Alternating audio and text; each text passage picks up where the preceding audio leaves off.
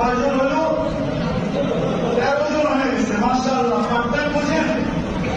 ফজরের সময় বাকি করবেন মসজিদ থেকে, আসরের আগে মসজিদে গিয়ে পৌঁছে যাবেন। আসরের পরে আমল করবেন, কাজ করবেন, বয়ান করবেন সারা রাত্র। এসার পরে মেহনত করবেন, রাত্রে উঠে দোয়া করবেন। এইভাবে লাগান 3 দিন প্রতি সপ্তাহে, তারপরে দাঁড়ান। মসজিদ তো কাজ, কাজ তো মসজিদ। দাঁড়ান, আরো বলেন। 13 জন হচ্ছে, আরো বলেন, আরো বলেন।